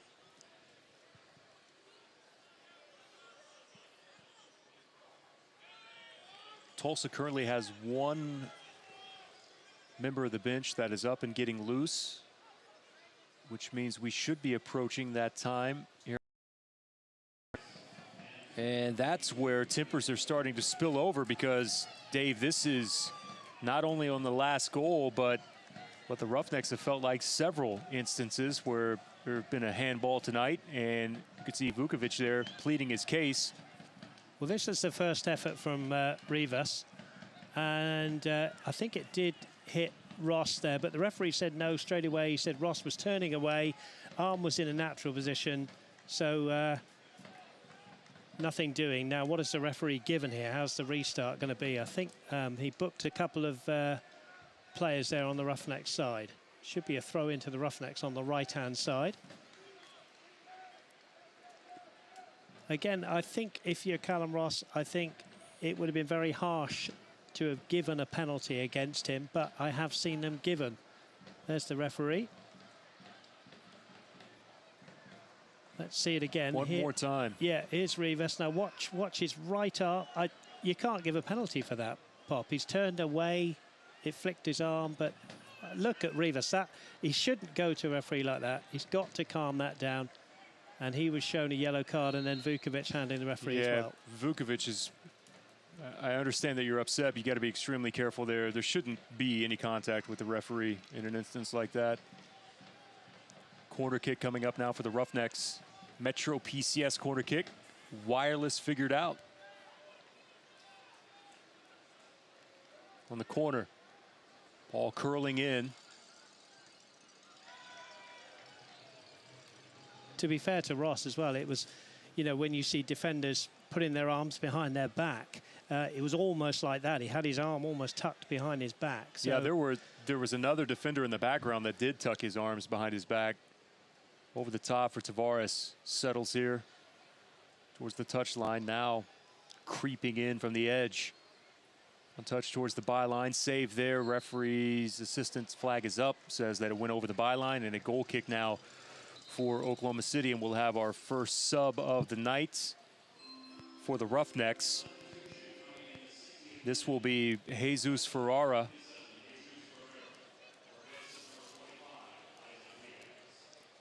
And Isaac Diaz night is finished. Yeah, didn't quite get on the ball tonight, Diaz, like he did against Fresno. Didn't really have the space to play. Couldn't get stuff going. So he's sacrificed on the hour mark here, or coming up to the hour mark.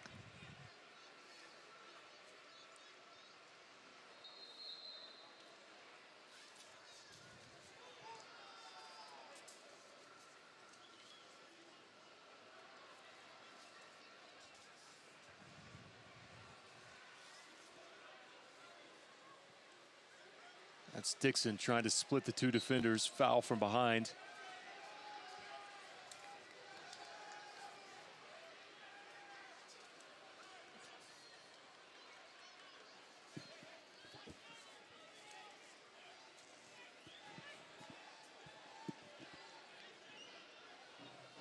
Ferrara, by the way, those just tuning in, homegrown talent from FC Dallas, 17 years of age.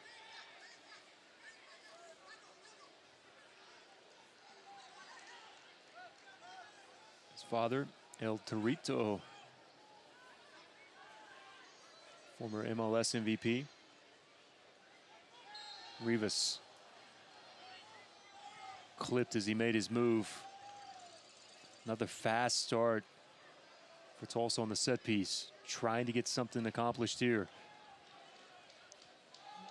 Ferrara looking to squeeze that ball through, just couldn't find Gamble.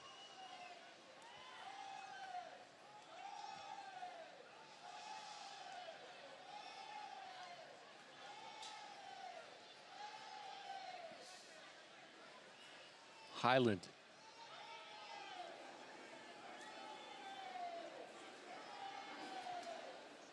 Long ball from Highland. Burrill is offsides. Yeah, just went a yard too early there. I could see it was a great run. You could see him creeping in there, trying to bend his run, but he just went a yard too early. Correct decision. You can stay up to date with all the best from social media from around the USL by watching Off the Post with Kelsey Steele every Friday evening on the USL social media channels.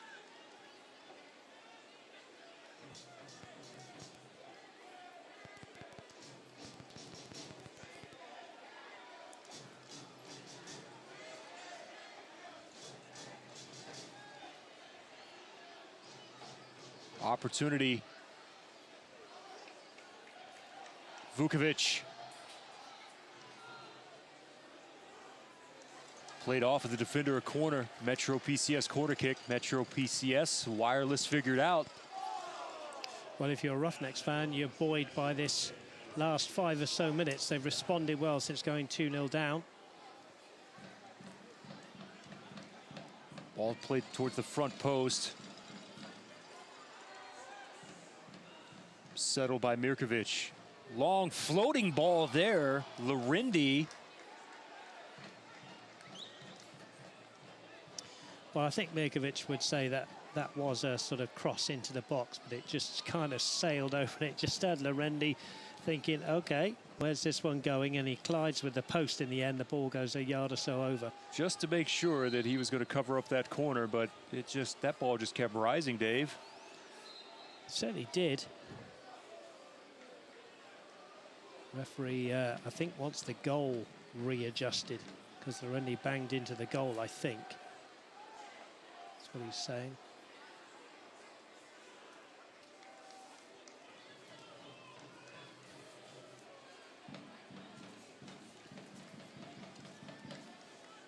Well, the Roughnecks need a goal to make a really good game of this.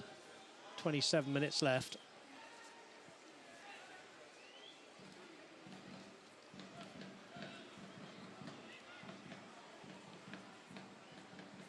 As we mentioned earlier, heading into tonight, 11 games were left for OKC, currently sitting in 13th.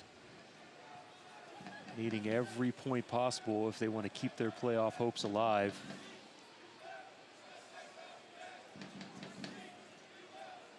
Roughnecks here at the end of 2018. Michael Ensian yesterday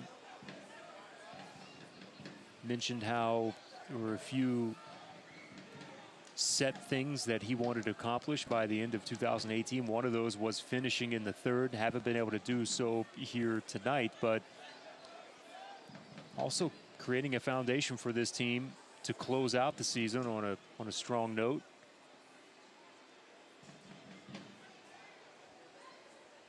And knowing it's a good schedule to close out the season, especially here at home. A lot of positives to play for as you see the head coach there. Yeah, he's done well. He's putting his stamp on his team. He's not afraid to change things up, as we've seen again tonight, and not afraid to tell players as it is, but he seems very calm on the side. And he would dearly love to get this turned around tonight.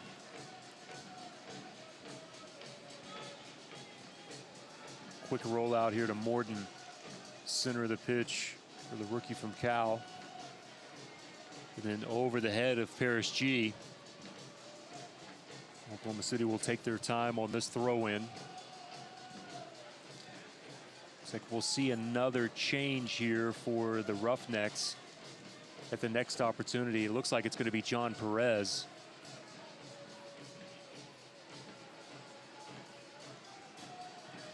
Well, we know John Perez will go straight up into the number 9 position. It's whether he replaces the number 9, which is Michael Gamble, or will Coach Hensian go Gamble and Perez, as he did against Fresno? If I had to bet, I bet you he goes with Gamble and Perez. Yeah, I think I agree with you. I think he's got to. Certainly the Roughnecks need 2 strikers up there now. I think the likely candidate is more than likely Mirkovic.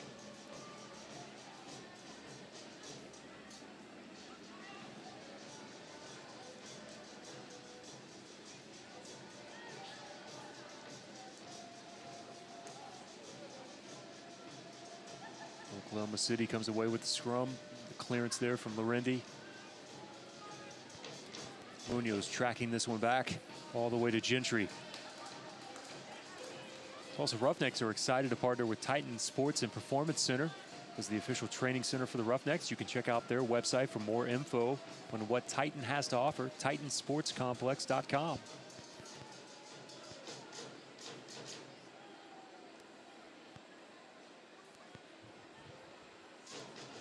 Nifty move to create some space. Ball skipped across the face of the goal. Unable to get there in any amount of time. Yeah, just no one, excuse the pun, gambling on that one. You know, as the ball came in a few yards out, you just need your striker on that one. It is Mirkovic, you're right, my friend. So defensive midfielder for an attacker. Positive move again from Coach Hensian. So Perez enters this match. 1 goal and 1 assist on the season. 23 shots. 6 of those have been on goal.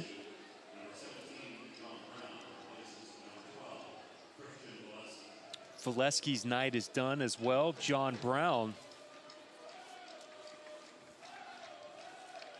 will come on for number 12. Yeah, he's had some injury problems, John Brown. I remember he played in that opening game, the 1-0 win for OKC against the Roughnecks. And he was very good, the Welshman, that day. And he's had some injury problems, so good to see him back, especially if you're an OKC fan. John Brown is very busy on the field. John Brown was added to their roster late last season. 12 matches, an appearance, started in 5. Here's Dixon. Speedy from Alex Dixon. Brown's first touch. Turns and faces. Lets one go directly at Chase Gentry. He had 2 defenders that were facing him up. Perez tried the header there. His first opportunity here this evening for a piece of that official select ball. Good vision on the ball. Dixon has it, looking for a run. Little bump there. That was a wonderful long ball again to pick out Dixon. I don't think there's anything in that. I think that was just defender and attacker going for the same ball. Bit of a bump, but very rarely do you see that given as a penalty. Gamble is just tucked in behind Perez, but will support him as much as he can to make it 2 up top there. Burrill. They're in a battle with Ferrara. Ferrara comes away. Yeah, Ferrara did really well there.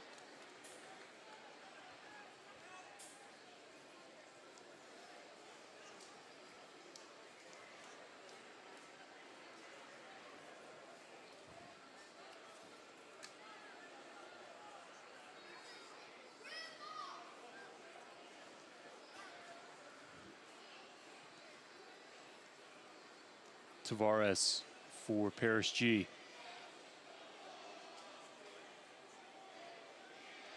Yeah, it has been a tough go tonight for the 2 outside backs for Tulsa to get a whole lot of space tonight, Dave, in Paris and Vukovic. They've been starved of possession. Here is Vukovic, though, wide on the left-hand side. Left-footed curling ball in.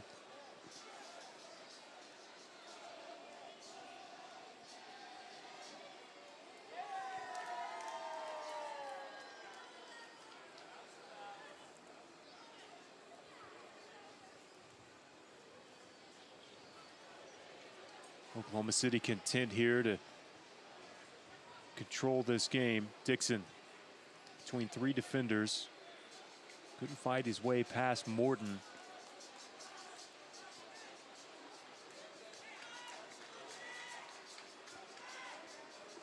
That possession rate, Dave, is inching closer and closer to 50-50. At one point in time, over 60 for the Roughnecks, now down to 54. Yeah, OKC have kind of turned the screw a little bit, haven't they? Getting that, you know, fortunate goal, but they deserved it going into half-time. And then Roughnecks fans will tell you another fortunate goal, possible handball, but to get the second. But they've also possessed the ball, you're right. But the Roughnecks still plugging away, but no end product really that we've seen at the moment. But John Perez is a positive substitution.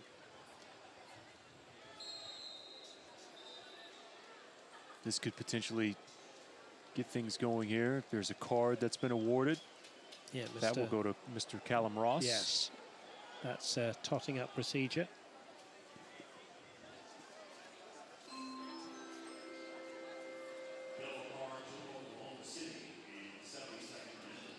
Ross, the native of Newcastle, England. Yeah, it was a mistimed tackle there, wasn't it?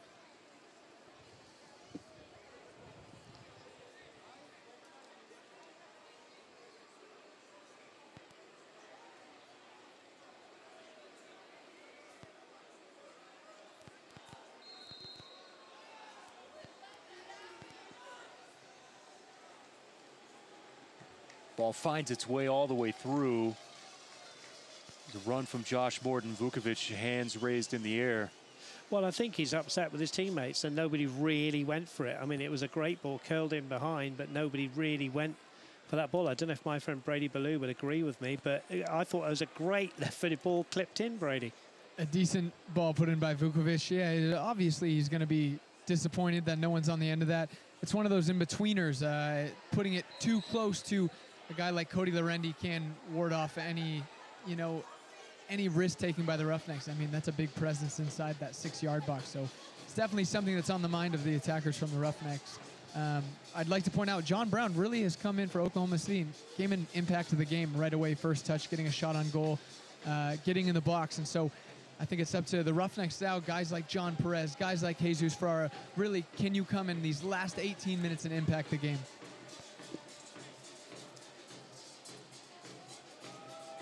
Michael Ensign was mentioning how Jesus Ferrara comes in and, you know, the first player to go through the entire academy system there at FC Dallas, signed as a homegrown player. And the incredible stat was, what, in 53 matches, almost averaging a goal per game. And the one thing that Michael Ensign talked about was how in what he's seen from Jesus Ferrara so far in his time here in Tulsa is that you only want to think of him as a guy that can just score, and you're starting to see other elements to his game. And I think tonight, with where he's been inserted as well, kind of shows you some of the confidence here as a late sub that Coach Ensign has with Ferrara. Yeah, and he's not afraid to stick the youngster in. Didn't you say he was 17? And, you know, he's in there and he's going to get valuable minutes and experience in a difficult time as well. When your team's 2-0 down, the other team's knocking the ball around at will. It's difficult, but yeah, you're right. It's not just a goal scorer. He's got to fit in for the team. He did some wonderful defending down there in the right back position a few minutes ago, and he'll learn very, very quickly. 75th minute. Oklahoma City with a lead. Goals by John and Valesky. That was an incredible goal kick from Lorendi. He picked out Ibiaga there, you know, over halfway line, straight to his feet, pinpoint ball.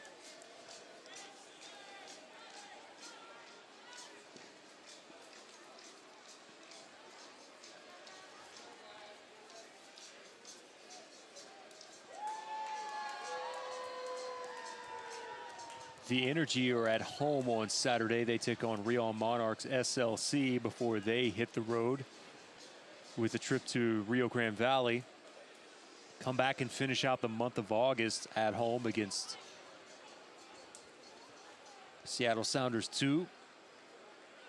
Before then, a 3-game road trip to open up the month of September. They were only at home once during the month of September, and that's on the 23rd. The other 4 matches in that entire month are on the road, including at Swope, at Orange County, Los Dos, and Las Vegas. Lots of traveling for the 2 Oklahoma teams, as we know. As a matter of fact, even in October, Dave, that is their last home match there on September 23rd, because they close out the season with 3 straight trips on the road. Las Vegas on the 29th of September, at Real Monarchs on the 3rd, and then at St. Louis on the 13th. So this is why we were talking about points on the road for OKC. That much more important, is if they're going to make a push for that final spot of the playoffs, they're going to have to do the majority of that on the road. Yeah, those 3 games at the end could be crucial, couldn't they, away from home? Gamble. Rivas will run onto it.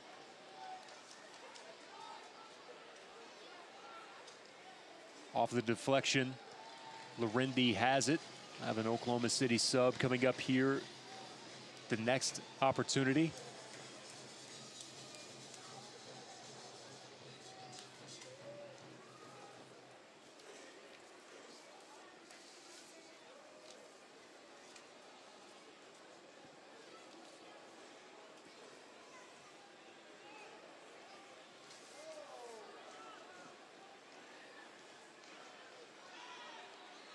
Finally brought down by Morton.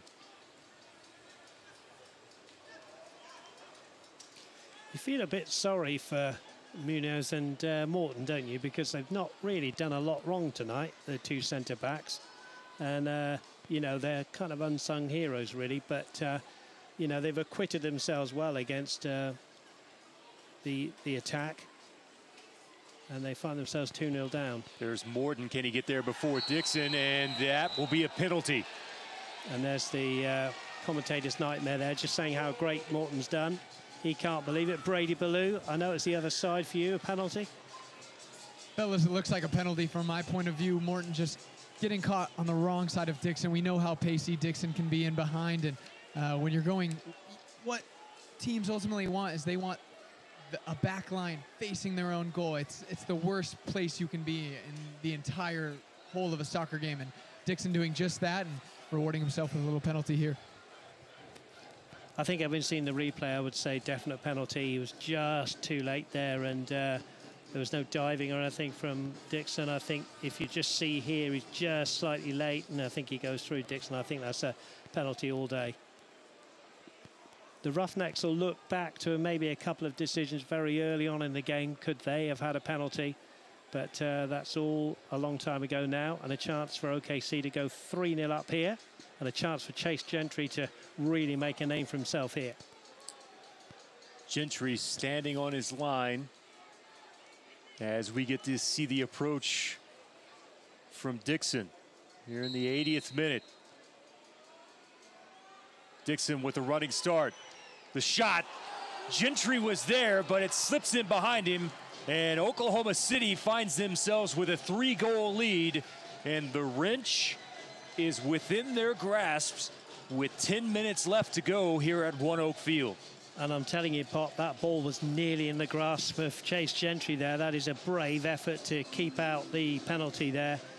Gentry went the right way. He got a firm hand on it, but it just went under him. It was firmly struck, to be fair, and that's probably the momentum of that shot there. Gentry goes down, and I think the momentum just takes it over. So no blame on Chase Gentry there. 3-0 the score. An uphill struggle now for the Roughnecks. If you're an OKC fan, you're in dreamland, and the wrench, you've got one hand on it.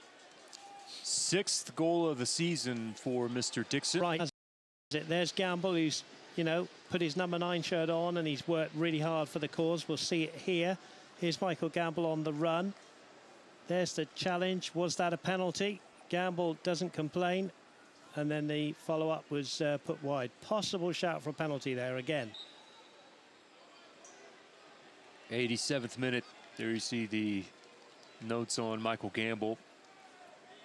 They're from the MLS Super Draft in 2016.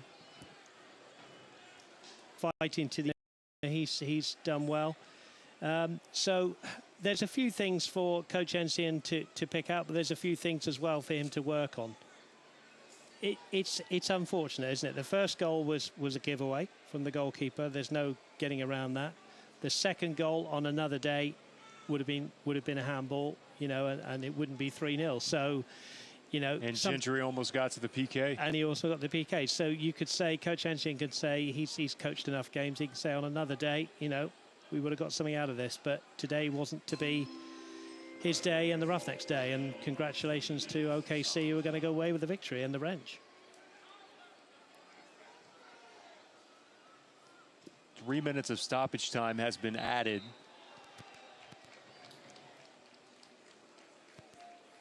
I think the other thing is for Coach Ensign, don't underestimate the task that he's taken on. You know, it was a squad that was put together for this season that he didn't have much of a say in, so I understand. And now he's been able to sort of bring a couple of players in and reshuffle the pack. A few have left, you know, so it's a very, very difficult thing to take on a side as well that's bottom of the league. So, you know, he's working as hard as he can. There's definitely been some improvements. Tonight hasn't been their night, but they'll pick themselves up for Colorado on Saturday.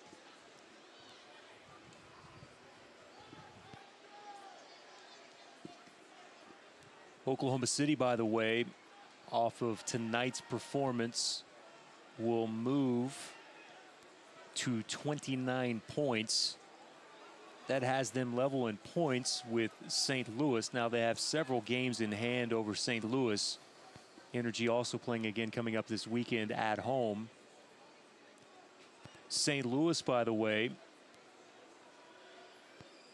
this Saturday is at home with Las Vegas in town.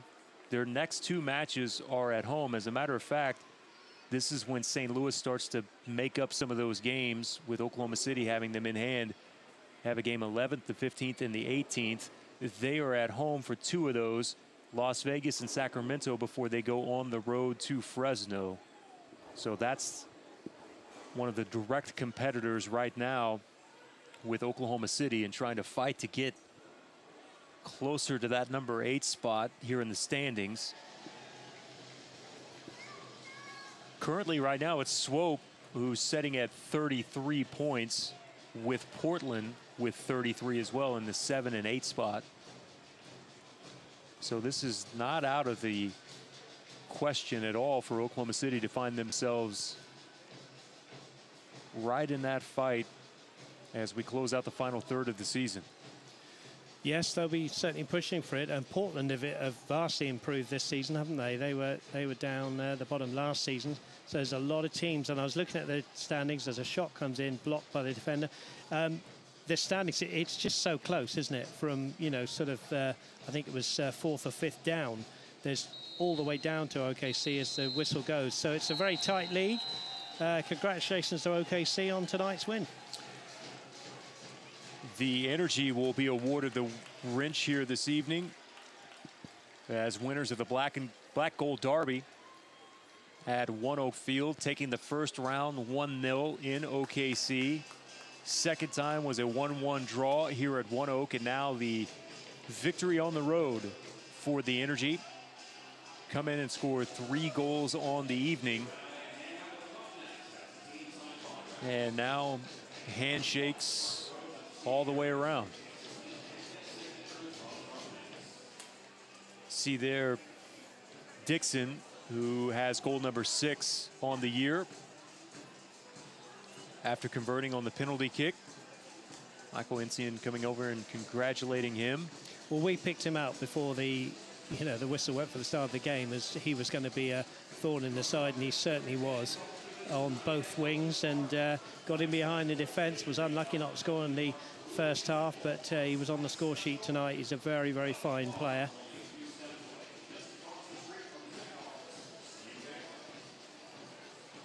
the roustabouts will pick their man of the match, and Pop, if it was up to me, I don't know if you'd agree, but I would say Muniz. I thought he did well at the heart of the defence. He didn't have anything to do with any of the 3 goals. He didn't put a foot wrong for me tonight, and he was an unsung hero in, you know, a 3-0 defeat. Take a look at some of the highlights coming up here in just a few minutes of tonight, and things started off in such a, you know, great way for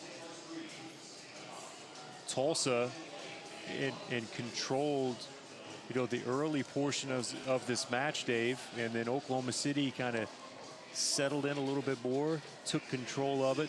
Tulsa still ultimately wins, like, possession-wise, but it was in certain segments where possession seemingly just completely went away for Tulsa, especially, you know, a good 10-15 minutes there in the first half, as we look at some of the highlights from tonight's Black Gold Derby. In the first half, Dixon.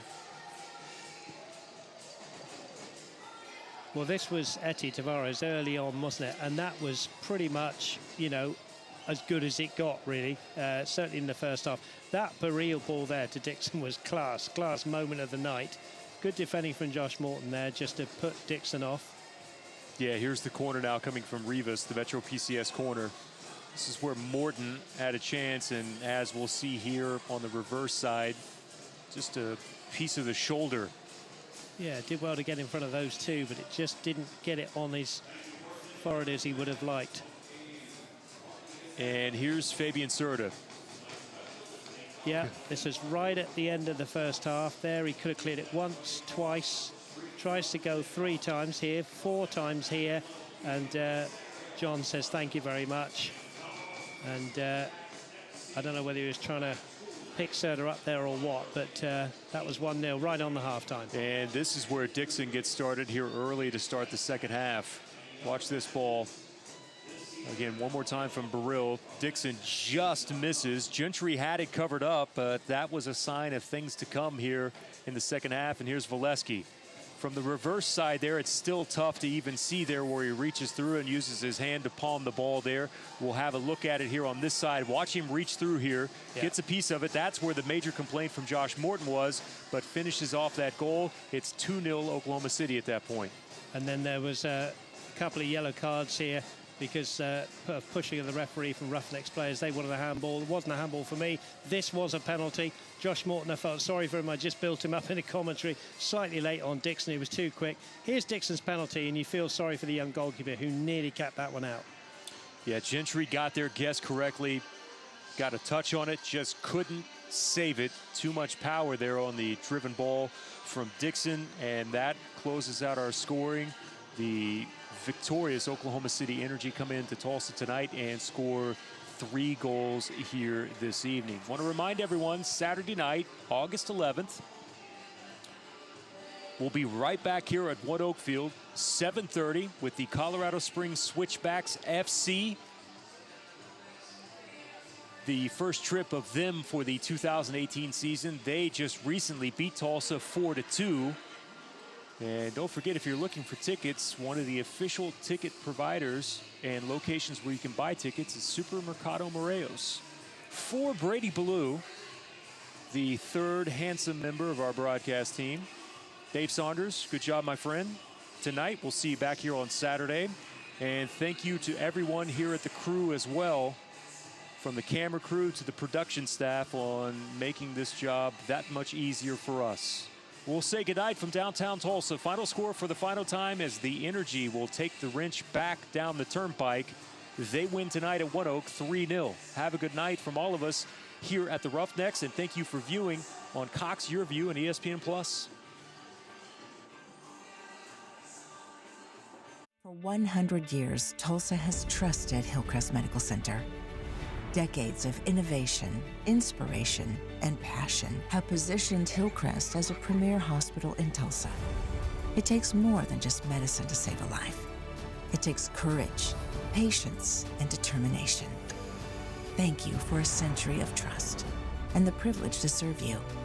Hillcrest Medical Center, serving Oklahoma for 100 years.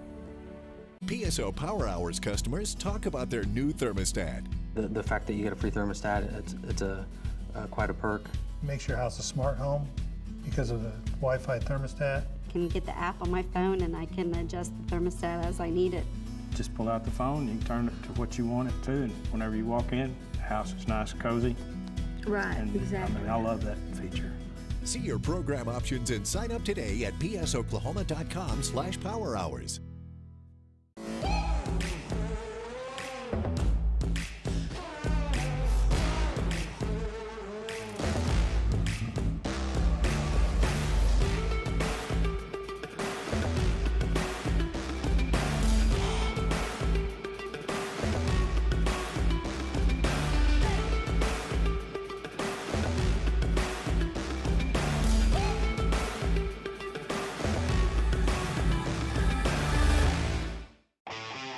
Osage Casino Hotel is your premier venue for total entertainment.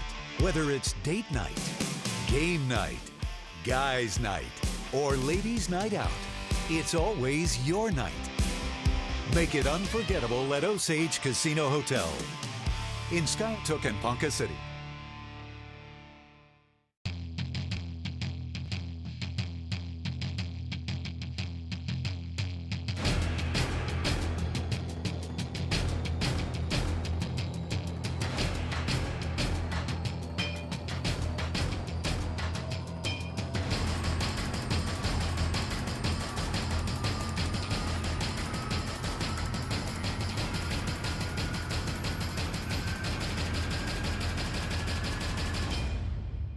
Stuff. When you don't want it, what do you do with it? Go to TulsaRefuse.org. There, you'll learn what to do with stuff you don't know what to do with. Just give us a click. TulsaRefuse.org. It's what you do when you don't know what to do with stuff. Family pass downs are pretty dang good. It's a good feeling when they start getting responsible for things, and the vehicle's a big part of that. I want to keep, stacking up the memories and the miles and the years and all the stories you can tell with Athena. When it's time for your old Chevy truck to become their new Chevy truck, there's Truck Month. Get 18% of MSRP cash back on all Silverado 1500 Crew Cab LT pickups when you finance with GM Financial. That's $9,000 on this Silverado. Plus, during Truck Month, make no monthly payments for 90 days. This copyrighted telecast of the United Soccer League may not be retransmitted, rebroadcast, or reproduced without the express written consent of the United Soccer League.